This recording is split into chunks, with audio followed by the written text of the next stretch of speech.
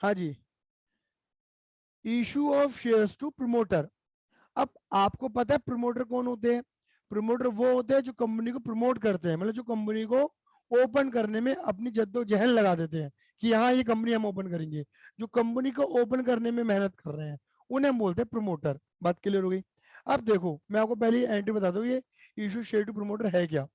देखो मान लो सपोज ये मिस्टर ए है,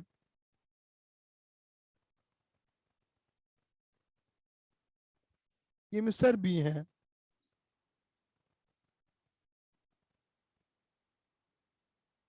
ये मिस्टर सी है, और इन ये तीनों मिला के एक कंपनी बना रहे हैं। ये कंपनी है, क्लियर है? तो बेटा पता है क्या है, अब ऑब्वियसली बात है ना, कंपनी को बनाने में क्या आएगा? खर्चा आएगा। और वो खर्चा कौन दे रहा है? ए बी और सी दे रहे हैं। क्लियर ही नहीं है? एक बार बता दूं, जितनी बड़ी कंपनी का सपना देखोगे उतना बड़ा खर्चा भी लगता है उसे इनकॉर्पोरेट करवाने में। तो ये क्या करवाना चाह रहे हैं? इनकॉर्पोरेट।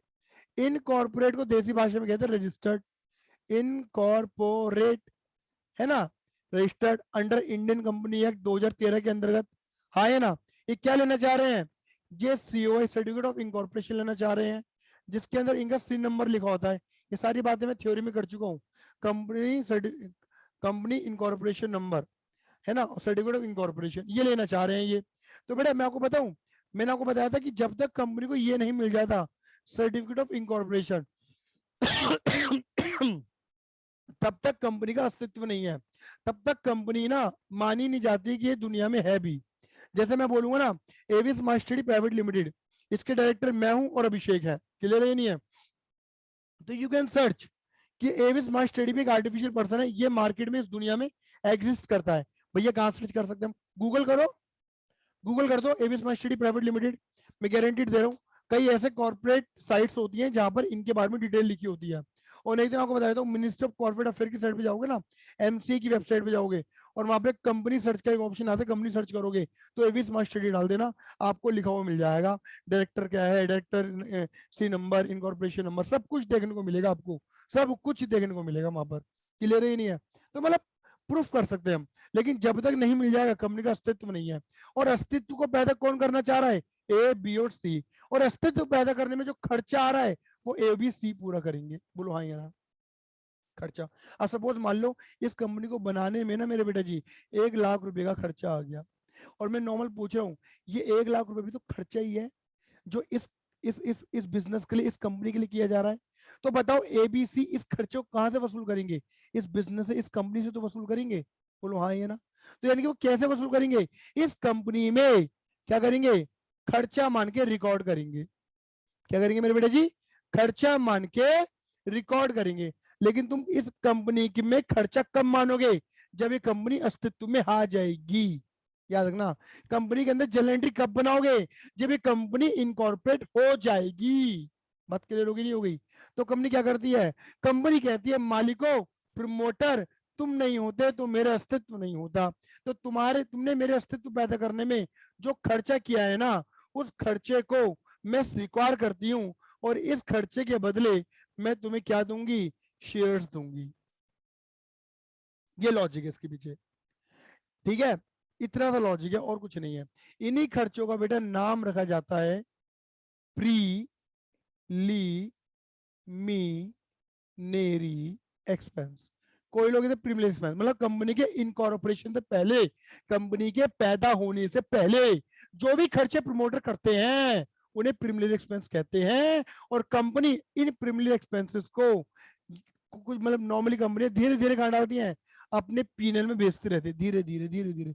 नॉर्मली कंपनी 5 सालों में राइट ऑफ करती हैं, थोड़ा थोड़ा खर्चा कवर अप करती है अपना, मतलब ये खर्चा कवर अप किया जाता है। और कंपनी इन खर्चे के बदले प्रोमोटर को, मतलब इन लोगों को शेयर देती है, या डिबेंचर भी दे देती है, ऐसी बात नहीं है।